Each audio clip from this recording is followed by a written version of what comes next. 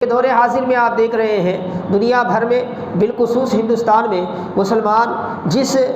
حالات سے گزر رہے ہیں، جس کیفیات سے گزر رہے ہیں، حاضرین محترم عزیزان گرامی، ابھی آپ کو معلوم بھی ہوگا کہ مختلف ریاستوں میں مرکزی جو حکومت ہے وہاں کی ریاستی حکومتوں کے تحت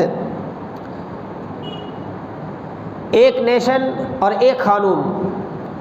کو نافذ کرنے کی کوشش کر رہی ہے۔ ہمارا سنویدھان، ہمارا جمہوری جو نظام تھا اس میں ہر ایک کا لحاظ کیا گیا تھا۔ مذہب کی آزادی تھی، شخصیت کی آزادی تھی، تعلیم، سکونت، تجارت، ان تمام چیزوں کے لیے آزادی تھی۔ اور اب اس قانون کو بدل کر کیا ہے، سول کوڈ کے ذریعے ایک قانون بنانے کی کوشش کی جا رہی ہے۔ اور عدلیہ کا بھی ایسا حال ہے کہ عدلیہ تو کبھی بھی کیا ہے، ان دنوں کبھی بھی کیا ہے، وہ عامت الناس کے مفادات کے حوالے سے کوئی بات کرنے کے لیے تیار نہیں ہے۔ مرکزی حکومت کا جو بھی اشارہ ہوتا ہے اسی کے مطابق عدلیہ میں فیصلہ ہو رہا ہے۔ اس طرح اب 2-3 ریاستوں میں بڑے زور و شور کے ساتھ یہ بات چل رہی ہے، اور وہاں کی اسمبلیوں میں کیا ہے، اکثریت کے ساتھ اس کو پاس کرنے کی کوشش کی جا رہی ہے کہ سارے لوگوں کے لیے ایک قانون ہوگا۔ اب سارے لوگوں کے لیے ایک قانون ہوگا تو اس کا سب سے زیادہ اثر جو ہے ہر ایک پر تو پڑے گا ہی، ہر قوم پر بھی اس کا اثر پڑے گا، کیونکہ ہمارا ہندوستان جو ہے وہ مختلف نظریات رکھنے والے لوگوں کا وطن ہے، اور یہاں الگ الگ تہذیبیں ہیں اور الگ الگ مذاہبی فکریں ہیں، الگ الگ سوچ ہے، اور ایک سول کوڈ کے ذریعے یہ تمام سوچوں کو ایک دھاگے میں پرویا نہیں جا سکتا۔ لیکن اس کے باوجود آج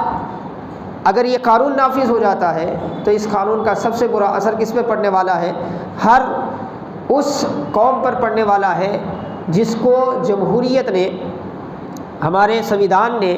اپنے مذاہب کے حوالے سے آزادی عطا فرمائی تھی، جس میں سے ایک قوم مسلم بھی ہے، کیونکہ اس وقت مسلم پرسنل لاء کا جو قانون ہے اس کے نفاذ میں بڑی دشواریاں پیدا ہو جائیں گی۔ تو حاضرین محترم عزیزان گرامی، ایسے حالات میں ہمیں پھر سے کیا ہے، صداقت اور عدالت کے سبق پڑھنے کی ضرورت پڑ ہی جاتی ہے۔ اسی لیے بھی ہمیں ضرورت ہے کہ اٹھے بیٹھے ہم صحابہ کرام کو پڑھیں،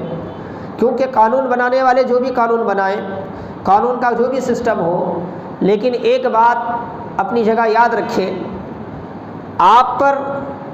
کوئی بھی قانون بنایا تو جا سکتا ہے لیکن عملی طور پر اس قانون کو آپ پر اسی وقت نافذ کیا جا سکتا ہے جب آپ مانیں، اس کو آپ نافذ کروانا چاہیں۔ اور مسلمان پہلے ہی سے اگر شریعت مطہرہ کا پابند رہے، ہر اپنے معاملات میں شریعت ہی کے حساب سے وہ معاملات کو طے کرنے والا بن جائے، تو پھر اسے ضرورت ہی نہیں پڑتی کسی قانون کی، اور کوئی قانون کیا ہے اس کا کچھ بگاڑ ہی نہیں سکتا۔